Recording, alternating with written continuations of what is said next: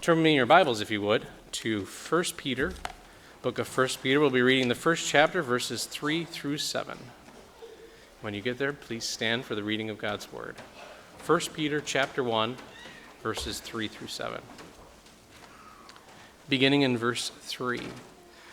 Blessed be the God and Father of our Lord Jesus Christ, who according to his abundant mercy has begotten us again to a living hope through the resurrection of Jesus Christ from the dead, to an inheritance incorruptible and undefiled, and that does not fade away, reserved in heaven for you, who are kept by the power of God through faith for salvation, ready to be revealed in the last time. In this you greatly rejoice, though now for a little while, if need be, you have been grieved by various trials, that the genuineness of your faith, being much more precious than gold that perishes, though it is tested by fire, may be found to the praise, honor, and glory at the revelation of Jesus Christ. You may be seated. Well, thank you, Adam. Well, good morning and welcome. And we're glad to have with us a good friend to many of you. And we, as a ministry for 10 years, sent teams over to Haiti. And then when that relationship changed, we had the opportunity and privilege to kind of come alongside the Windsors through SIM. And on 3 different occasions have had the opportunity to have men and women travel to the country of Niger. The first team was all men. It was a small team who went to a location very remote in that country, and it was called Danja. And there they worked on what used to be a leprosarium and prepared that facility for the Fistula Foundation, a great need in that particular country. Second time, a team similar to that one plus a few others went to another remote place, the only green in the desert. Now it was called Galmi, and that was a hospital ministry and one of the premier hospitals of that particular country, and that is owned and operated by SIM. And the team went there for 3 weeks, and the main objective there was to redo their entire water system. And so for 3 weeks, I was privileged to be part of that team, and Barry kind of led that because that was right up his alley, and put in all new lines and ran all new lines everywhere. And so that was a great time. The last time we heard this morning, had a team go to Niger again, where we stayed in the capital city of Niamey, where this particular ministry called Sahel, which is a mission school, is located. And though we didn't see a lot of pictures, you saw a few pictures of it, but the main objective then was to replace the roof on the big E letter dormitories, because that's what it is. It looks like a big letter E, and we pulled all the tin off, put all new tin on. And then you saw the placement of the concrete. You took where Craig's classroom was, that wall that was there, we knocked that down, cut most of it out, and then we put it out. And then you saw the end of that big covering. That was mainly Barry and Tom, who did all the precision work, and also Tim, preparing to receive those big steel pillars. And it was a huge undertaking.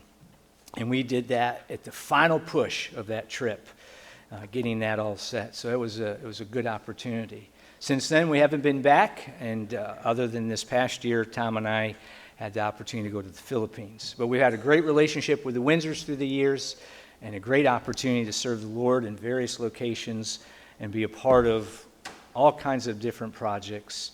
And it's always just wonderful. And then you've always been a part of that as well, whether you were praying or giving and just supporting and helping those as they were gone so they could go. It makes a big difference. It's a lot of work. So this morning we have Craig, and we actually saw Craig, JJ, and the family in our last trip to Niger when we were at Sahel. They came along towards the end. We went out for ice cream and the things that I remember, and but we went out for ice cream, and we had a nice visit. They actually worshiped with us on our last Sunday there together, and had the opportunity to actually speak to them out of Acts chapter 6 that morning. So it's good to have Craig with us this morning. He's going to come. He's going to talk to us from a great, great book, and he's going to use up all the time, and we're glad for that. Thanks so much for being here. Thank you very much. put the mic on and then you cough into it. That's the first thing. Do I have it close enough? Put it up here on the lapel and see if that... Does that catch me a little bit better than it was before? Thank you, Pastor. To follow up, as a little bit of introduction, let me bring greetings. Garth and Marge Windsor send their greetings. I spoke to Dad on the phone as I was driving up. That's a long drive, 900 miles from Tennessee to New York. I don't recommend it. But the roads are better in this country than they are in the country that I once lived in, so that's a nice thing. And Kate Wolf, we were able to, me and Cole, my youngest, had dinner with she and Pat on Thursday, and I left on Friday morning, and she wanted to make sure that I brought greetings from their family to this body. God has blessed me with she and her sister Marcy and my Aunt Ethel being in Cleveland these last few years. I mean, Marcy and Jeremy and I have had a relationship ever since I moved to Tennessee. But family is a wonderful thing to have close by when you're going through challenging times. And that's probably putting it mildly as to the times that I've been through in the last little bit. So that's been a blessing. And your mentioning of the service that we shared together, I know that that was one of JJ's most enjoyable services ever in her life. We're of that generation that we sang many songs that we know. And we don't use the hymn book in my church down in Tennessee anymore, so it's kind of fun to use that here. And I'm not a musician. I can't sing worth a lick. I mean, I make a joyful noise, but that's about all it is. My wife was quite talented, and singing some hymns a cappella with Barry and the others that were there.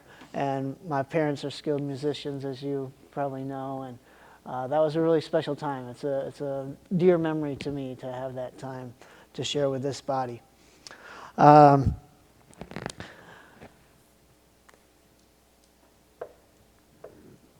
Because I need to calm my nerves, let me pray with you. Lord, you are the reason we are gathered together today. You make me worthy of doing anything. Help us to realize that. Help that to be the focus of what I have to share today. We thank you so much for revealing yourself to us through your word, and then choosing to be in relationship with us directly through your Holy Spirit if we would just listen to that still small voice. To trust that you are who you say you are, and to strive to be obedient, so that we would have the privilege of honoring you because you have chosen to make that your system. Help us to be sensitive to what you have for us to hear today. I pray that you would give me the right words to say, as you have promised to do, and that I would be faithful to the awesome responsibility that I have this morning. We thank you for who you are and who we can be when we have right relationship with you. In your precious name we pray. Amen. God is faithful. Dad said to me many times over the past few years, it's easy to say God is sovereign, but when you're going through tough stuff, do you really mean it? When he takes you from a ministry that you thought you were pretty good at and you were doing pretty well and nobody was looking for you to get gone anytime soon, and God says, you've got cancer and we can't deal with that in this country and you need to go back to the U.S. Do you just say, okay, that's what he has next for us? Do you go kicking and screaming? Do you throw a little fit? Do you be upset for a while? I think that's acceptable, and that's probably part of what we experienced. But what I have found and what I'm here to testify to today is that God is faithful. He can be trusted to walk with you, to teach you, and in order to prepare you for what he has next for you. I like to identify myself as a coach, and I was once an athlete. I'd like to think I still am, but 49 is not nearly what 25 was. But I know that you suffer pain in order to accomplish training and to get stronger and to get better. And oftentimes, I don't push myself nearly as much as I allow somebody else to push you. The coach knows better than the athlete what needs to be done to accomplish the task of being prepared to win at the next competition, or at least give you a better chance at that. And it's a much different analogy, but the same can be said for who Jesus is in our life and what God knows that He wants to use you to do. And He knows sometimes that you have to go through some really tough stuff in order to be prepared for the next thing that He has for you. And sometimes when they say, hey, who wants to play this game? Ooh, pick me. Well, who wants to suffer this thing? Yeah, you can pick somebody else. I did not choose to experience what I have experienced, but God knew that that's what I needed to experience in order to be prepared to do the next thing. JJ showed me how to do this so well. She accomplished her purpose according to God's standard.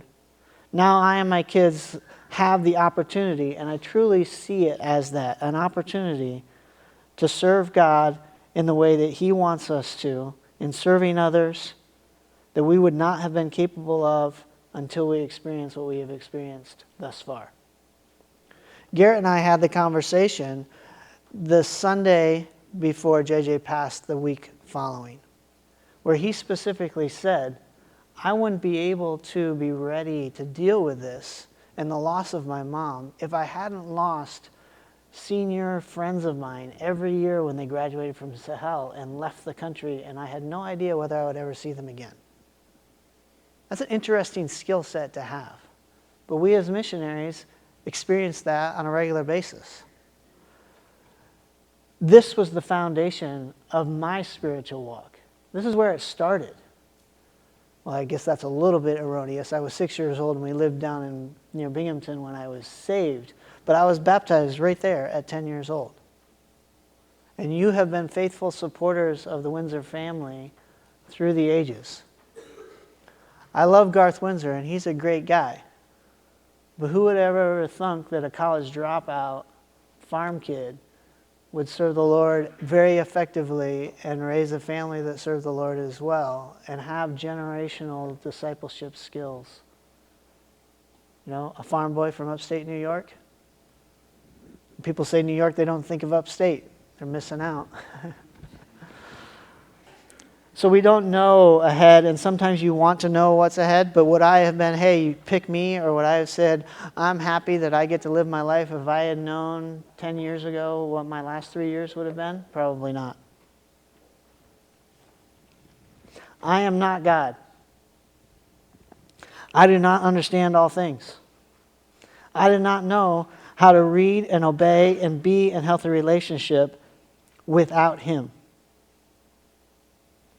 I have often used 1 Peter 3:15 and the second part of it, always being ready to make a defense to everyone who asks you to have to give an account for the hope that you have. I always use the Craig Windsor transliteration. Always be ready to give an answer to somebody who questions why you're doing what you're doing. And that has kind of come home to roost. My own teaching of others has come back and echoed in my head, and that has what's motivated me to be able to continue to be in positive relationship with the Lord and not to be angry with Him for the situation that I've been in. Because I keep reminding myself, if you said it to others, are you going to practice what you preach, or are you just going to be one of those that says, do as I say, not as I do? So sometimes a very base thing is the motivation that keeps you on the straight and narrow. I don't want to destroy my testimony by being stupid. So I'm going to try my best not to be stupid. I understand why there's a lot of stupid in the world. Because when you live in an environment that says you need to be happy and you need to have comfort, and God says, I love you enough to put you in a very uncomfortable and very unhappy situation, are we like, God's right and I'm wrong? That's not what culture says. We want to be what we want to be, and we want to feel how we want to feel, and we want to just be as smart as God. But we're not. So we continue to lie to ourselves that we are, and we forget that the truth of the matter is what was read for us out of 1 Peter chapter 1. And I'm going to be in 1 Peter, the whole book this morning, just jumping from place to place. So fortunately it's short, but there's a lot of depth here. And although I'm not quite as outspoken as my older brother, I do have opinions, and I offer them freely when asked. So I relate very well to Peter, who often had hoof and mouth disease, open mouth, insert foot. And then that's not even good enough. Let's see if we can shove another one in there, because we're trying to make up for the stupid thing we just said, but we're just going to keep on going. But Peter says in the first couple of verses that I didn't have read, that really relates to me. To those who reside as aliens scattered throughout. And he specifically spoke about the situation of the people he was writing to. But I've been scattered from my beginnings. Tennessee's far away, but Niger is even further.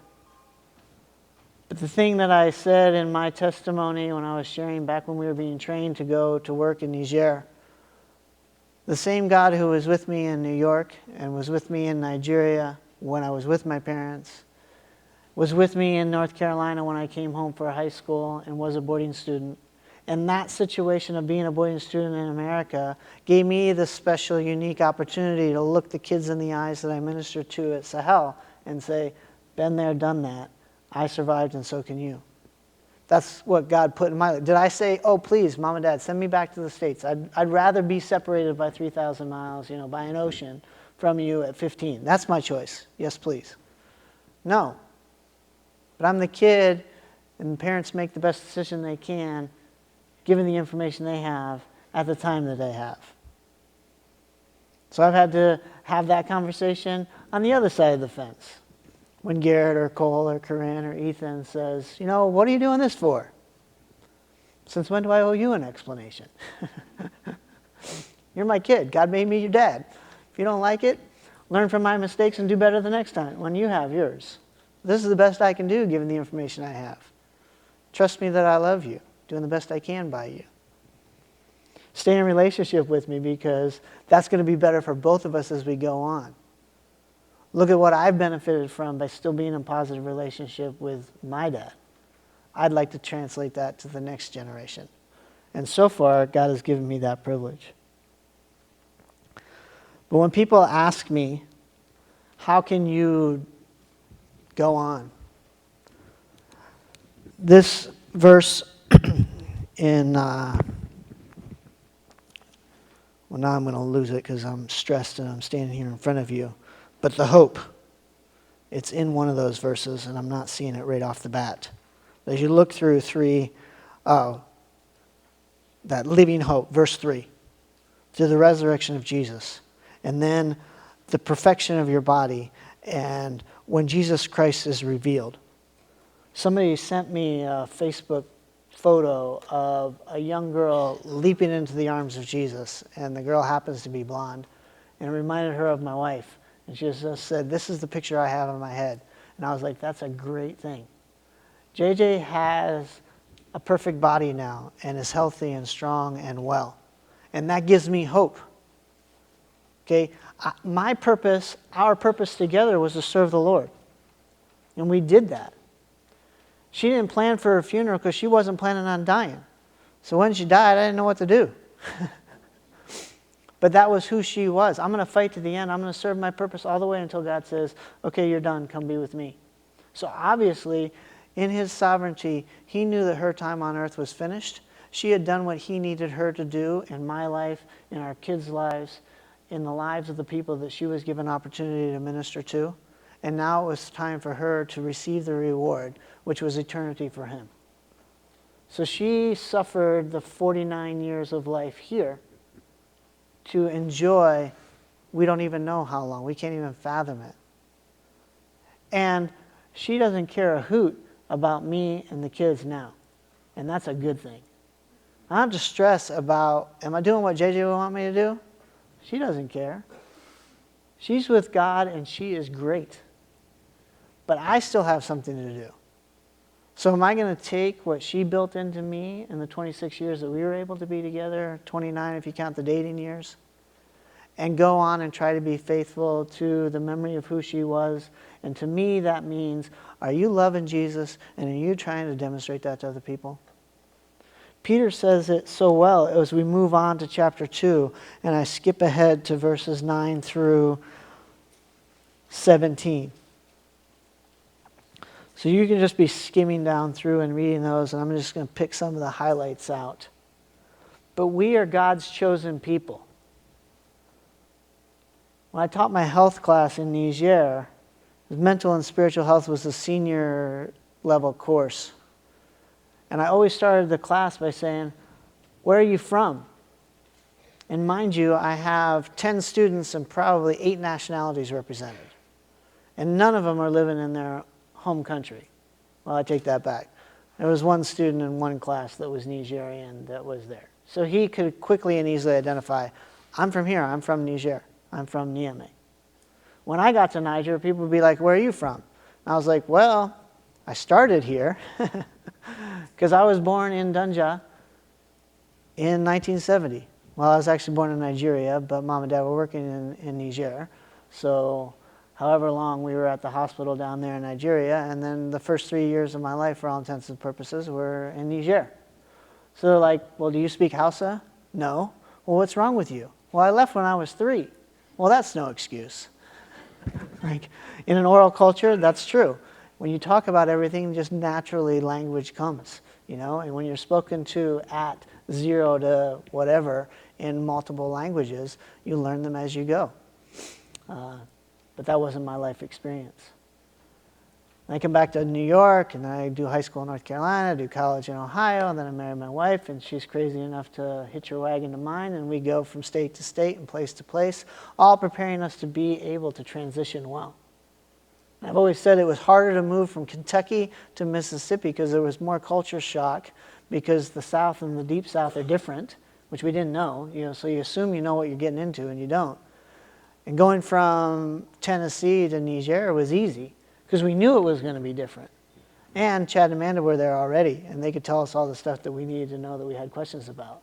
What a cool blessing that God set up. Would we have ever known when we were fist fighting as teenagers on the farm that we would work really well together 15, 20 years later, And learn to appreciate someone who knows what they want done and tells you specifically how to do it. And if you just say, yes, sir, you get along great and the job gets done, And you don't have to be in charge. You can just work hard and enjoy the success. But we're aliens here. I don't know who I am, but yes, I do. I'm a child of God. I am striving every day to be a man of God. I don't have a country or a location that I belong to nearly as much as I practically understand that who I belong to is Jesus. And that's what should define me no matter where I live in the world. And what do I get for being in relationship with Him? Eternal salvation to follow.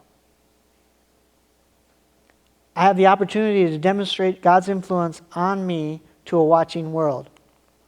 So, beloved, verse 11 of chapter 2 of 1 Peter. I urge you as aliens and strangers to abstain from fleshly lusts which war against your soul.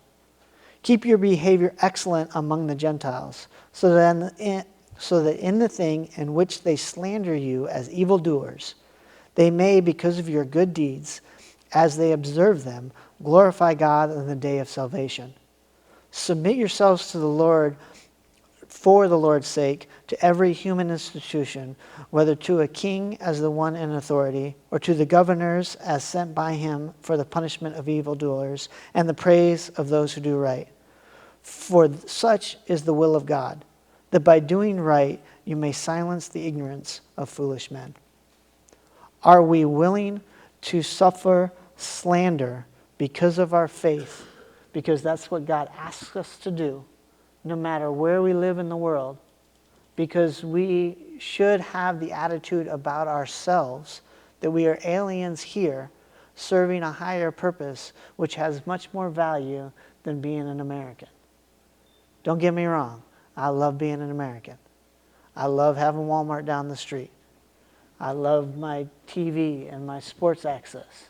I love that my cell phone works anytime I pick it up. You know, there are a lot of things. I love the fact that we have resources to impact people's lives. We can't pour 100 yards of concrete in Niger if we don't have the expertise of guys from here to help us do that, and the financial wherewithal from donations from your church who's been faithful for how many years? Guess I was 10 when we left here, so 39 that I can specifically.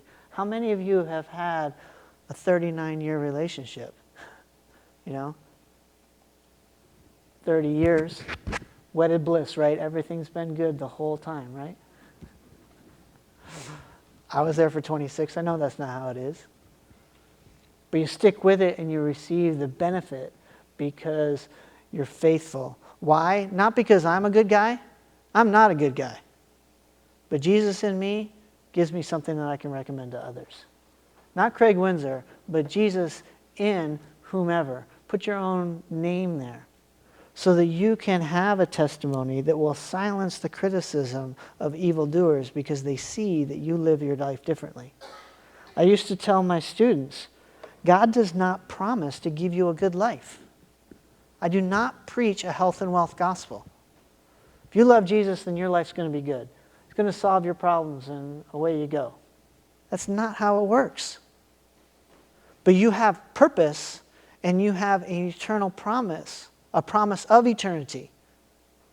Okay? You have the opportunity to demonstrate to a watching world that when your wife is suffering cancer, you stick with her. So the last time we were in the emergency room, or the second to last time, I didn't know it, so the question was a weighted question. I didn't know the backstory. But they made some comment about, how long have y'all been married? We're like, well, this is September, so 26 years in August. They're like, wow, what's the secret?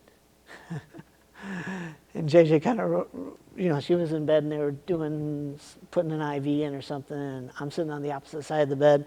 So she turns her head and looks at me and, kind of shrugs her shoulders, and I'm like, there's no magic bullet. There's no one answer. But what it boiled down to us is, I promised. I didn't want to go back on my word. I promised I would love her and be with her in sickness and in health. At 22, when I made that promise, I didn't know what I didn't know. Sickness, oh, she's got a cold. She's snotty and, I don't want to kiss her when snot's running out her nose, whatever. That's what it meant. No, it means she started at 120, 130 when she went into the hospital, and she was 90 or so when she passed. It means loss of hair. It means constant irritation by a skin rash. It means that you can't solve the problem. She's not the lovely, enjoyable person that she once was. And right, she chose this on purpose just to make your life miserable. Of course not. So when you love her when it's easy, that's easy. It's not necessarily in this passage, maybe it is a little later on. If you're punished for doing wrong, of course. I got plenty of spankings. I deserved every single one of them. All right? But if you get punished for doing the right thing, what's wrong with this picture? That's injustice. But we don't live by the world's standards that you get the consequences of what you do. You live by God's standard, and sometimes He needs you to experience what He showed you. He hasn't asked me to die on a cross anytime recently. Okay? We talk about suffering. I haven't gone from being the God of the universe to being a measly man that is used and abused to death for others, not because of what I did. So my experience can't hold a candle. JJ's suffering could not hold a candle to what Jesus suffered. But amazingly, that's what He asks us to do. to suffer so that we will learn and participate in his suffering so that he can glorify us as he himself was glorified. Do we look at that long-term view? Let me move over to chapter 3, verses 8 and 9. The first part of chapter 3 talks about husband-wife relationships and what the wife's role is, what the husband's role is. But then I love Peter, because he says later on, I think it's in the second book, I don't write difficult things like my friend Paul. I just write simple stuff. That's why I relate well to Peter. I speak plain English. He says, to sum up, in verse 8 there of chapter 3, all of you be harmonious, sympathetic, brotherly, kind-hearted, and humble in spirit, not returning evil for evil or insult for insult, but giving a blessing instead. For you were called for the very purpose that you might inherit a blessing. JJ would say, people would say to her, you're such a testimony. I'm amazed at your faith. And she would be like, what? I'm not doing anything. I'm like, exactly. You're not complaining. You're not angry. You're not hateful. She's like, well, you don't know what's going through my head. I'm like, okay, but at least you're not speaking it. Nobody knows what's going inside your head. God knows your heart, but he also knows that you're trying to be faithful and you're in a very challenging situation. But what the outside world sees is that you're just suffering along and doing what comes next and putting one foot in front of the other. And you're still caring about me. You're still loving your kids. She specifically said to them one time when the boys were like, but I don't want to take Dad to my sporting event or take him away from you. And she's like, no, I want him to be with you because I can't be. So I'd rather you guys be together doing real life and not you have to suffer with me. It's bad enough that I can't be there, but you don't need both of us. It's selfish of me to want Dad to be with me and not be with you. I had a quality wife. I definitely did.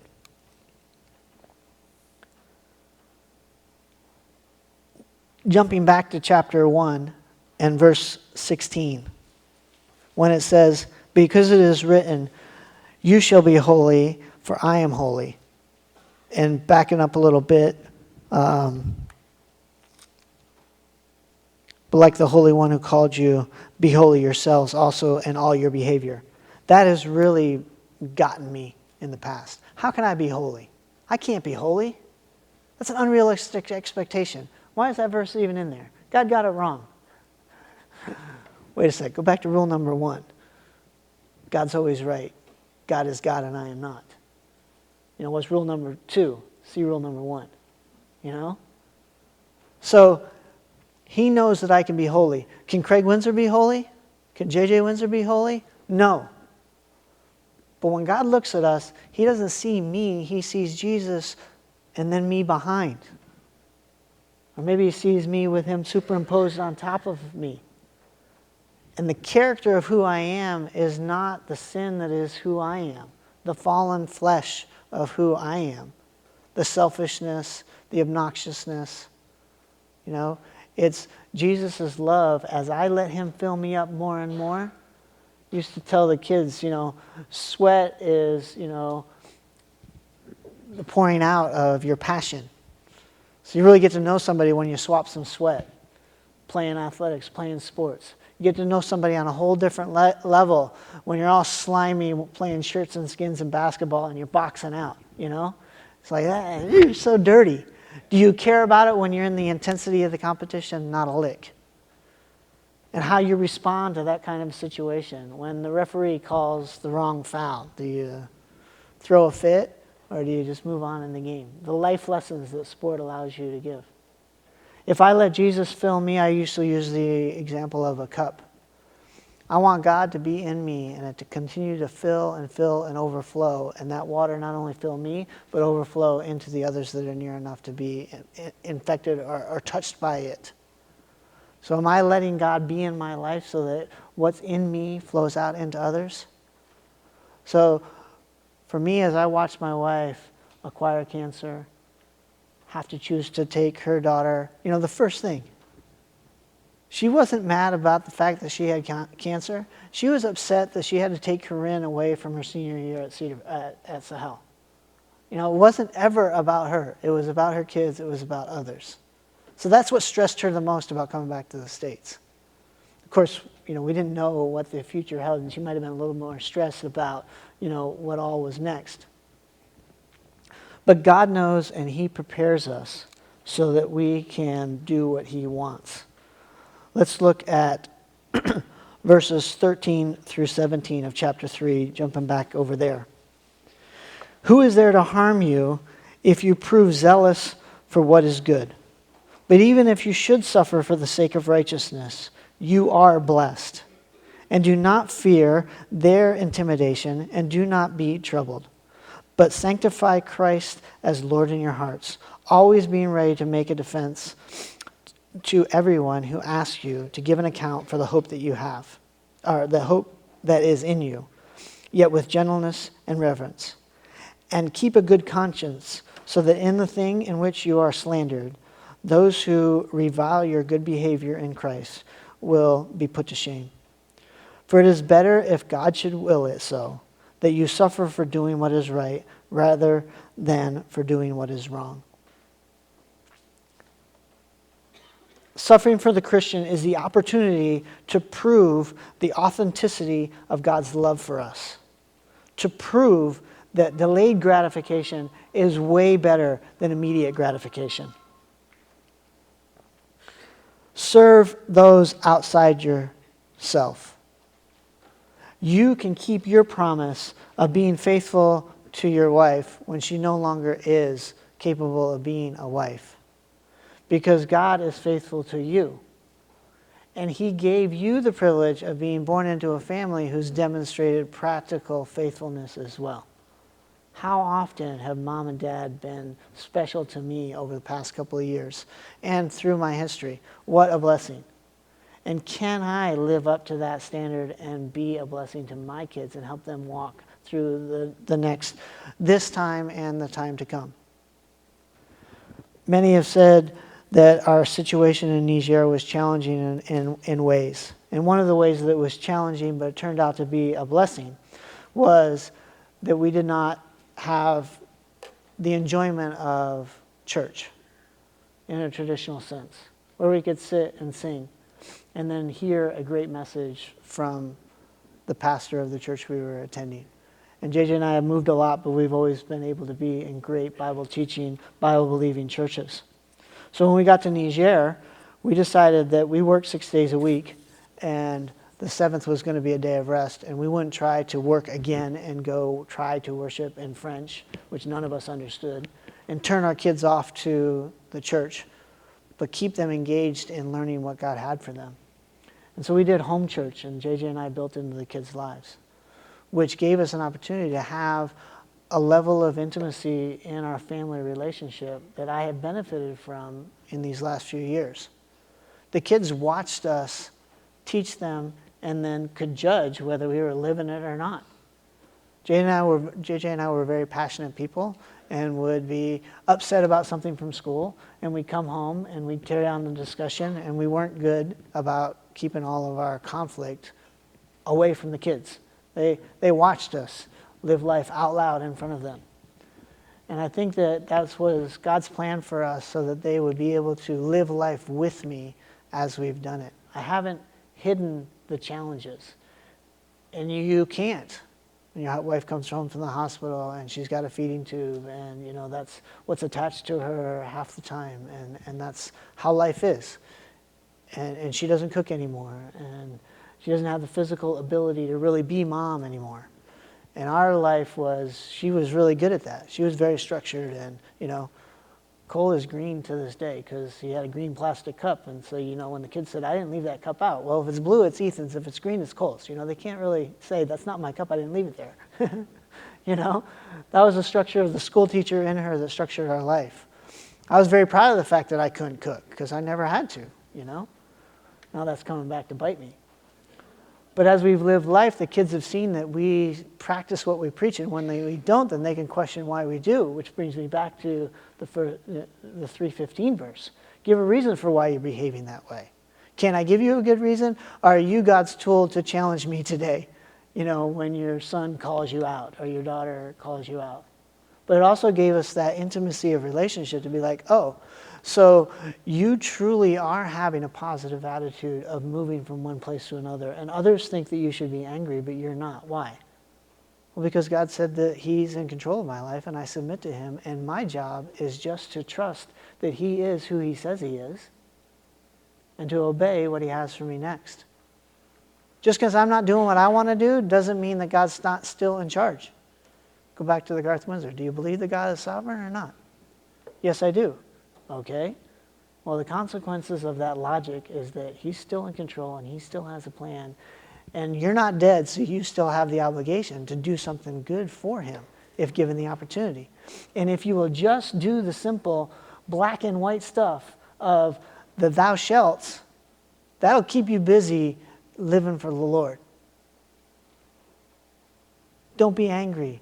Don't satisfy the desires of the flesh. Don't look at that stuff. Don't talk like that. Don't relate to people that way. When they yell at you, don't yell back. And if you do, then go apologize to them later. You know, make it right. When you fight with your kids, maybe none of you do, but I do with mine, you know? Have that knockout, drag out. And then go back the next day and be like, I love you. That's the only reason I get so irritated and I get so worked up. Okay? Because I want you to love God and to show that in your life. And sometimes I got to do hard stuff to make you do that.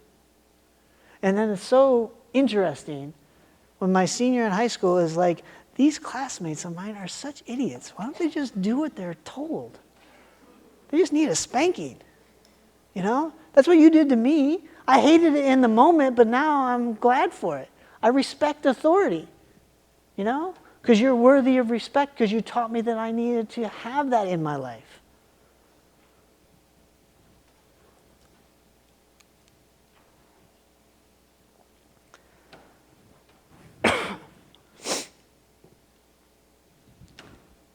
As I start to close up here, I have some more to share out of 4 and 5, but as usual, I prepare more than I have time to convey. But I trust that God knew, and he has used the time I've had to communicate the most important things.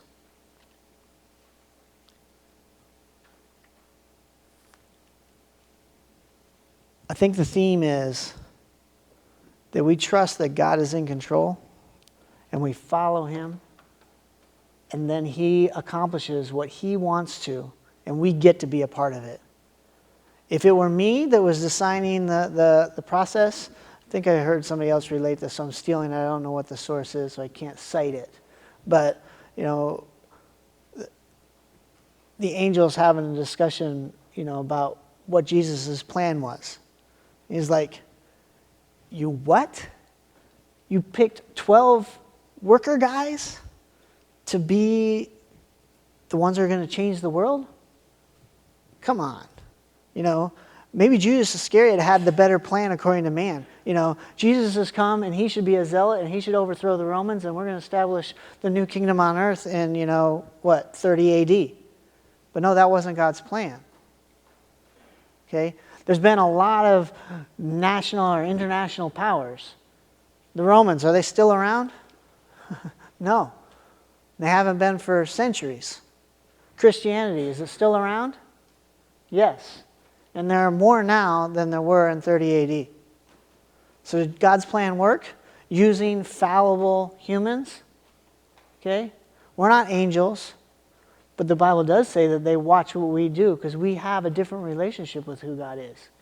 And he chose to say, I want to give an opportunity for you to choose me and to serve me because you chose me, not because you have to. As I said before, I'm nobody special. But God chose to make me an American and put me in Garth and Marjorie Windsor's family. And give me life experiences like Niger, like boarding school, transitioning from place to place, 26 years with a great wife, so that I could be prepared to handle the next thing. He gave me JJ when I needed her. He gave us the kids that we needed to have. I don't have any redeemable qualities in and of myself. If you were given a picture in my head, especially in some of those dark days. But what I kept clinging to is my identity is a son of God because Jesus is in me. So I want that to be what I cling to. And I've realized that God's plan for our family was to be in the process and in the business of making disciples in Niger. But he said, you need to specifically focus on the disciples that you have in your own home. And at this stage in life, my 21-year-old Ethan, who's in the Army, needs me to be that resource for him. And God blessed me by him actually coming home on spring break during the 1 year he was in college so that I could be a part of the decision-making to get him into the Army. To me, that meant that I succeeded. When your 21-year-old still wants you to be a resource in his life, I count that as job well done. And he still wants me to be a part of his life. Corinne's having a rough summer because she's traveled pretty much every week and never been anywhere for longer than 5-6 days since she got out of school in the middle of May. So she calls me last Thursday in tears. And she just needed Dad. So I have a car, and Kentucky's not that far away, so that's where I spent last weekend. Just being a constant in my daughter's life. It'd be way harder to do if I was 3,000 miles away in Niger. And then Garrett and Cole are in high school and transitioning from one education setting to another and figuring out who they are in the world, and they just need a little bit of consistency. So we own a house in Cleveland, Tennessee, and we're going to live in Cleveland, Tennessee, and I'm going to serve God and the mission through representing SIM in the Southeast region and just be planted there for the next little while. And I will continue to trust and obey. And I am thankful for the faithfulness that your body has to be doing the part that you do so that I can do the part that I need to do. Thank you so much for this time. Let me close in prayer and then I can turn it back over. Lord, once again, I thank you that you have chosen to be in relationship with us. And I pray that we would do the simple yet complex of living life to serve you each day. All of us has a different sphere of influence. And I pray that we would take advantage of the opportunities in the garage where we might work, at Walmart, driving down the street, the friendships that we have, the family relationships that you've put us in, to just take advantage and be purposeful with relating to our surroundings, how you want us to relate to those, so that we can be a demonstration of who you are to the world. That's your plan. And you are God and we are not. Let us choose to submit ourselves to you and be tools that are useful to you by continuing to be in relationship with you. Draw us close to yourself each and every day, we ask. In your name we pray. Amen. You have been listening to the morning worship service of the First Baptist Church in Little Falls, New York. If you'd like to contact us, you may call the church at area code 315-823-3392, or you can visit our website at firstbaptistlittlefalls.org. Until next Sunday, we wish for you and yours God's richest blessings.